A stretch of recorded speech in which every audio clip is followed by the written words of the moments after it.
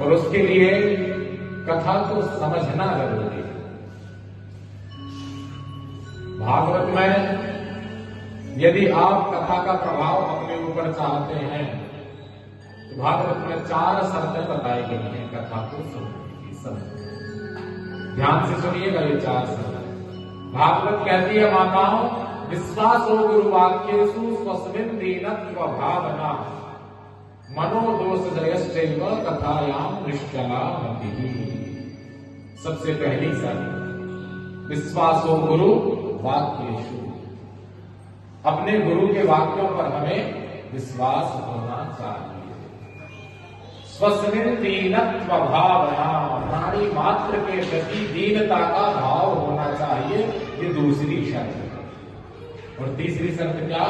मनोदोष जयश्चैव, हमें अपने मन के दोषों को छोड़कर कथा में बैठना चाहिए, मन के विकारों को नष्ट करके कथा में जाना।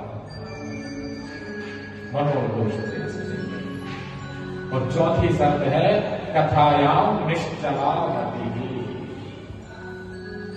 कथा में जब आप बैठे हो तो आपकी मति, आपकी जो बुद्धि है वो निष्कपट होना चाहिए, निश्चल होना चाहिए। भागवत की कथा करा रहे हैं तो किसी को नीचा दिखाने के लिए हम कथा कराएं, ऐसी बुद्धि नहीं होना चाहिए। ऐसी बुद्धि वालों को कथा का कोई फल नहीं मिलेगा। निश्चल निष्कपट भाव होना चाहिए, किसी के प्रति कोई दोष नहीं। ये 4 शर्तें हैं।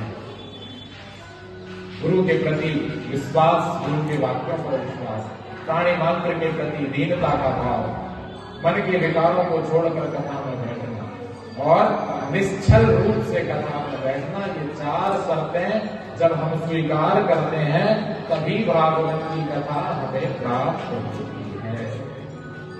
किसी प्रकार का कपट ना हो, किसी प्रकार का मन में कोई दोष ना हो, तब तो कथा समझ में आती है।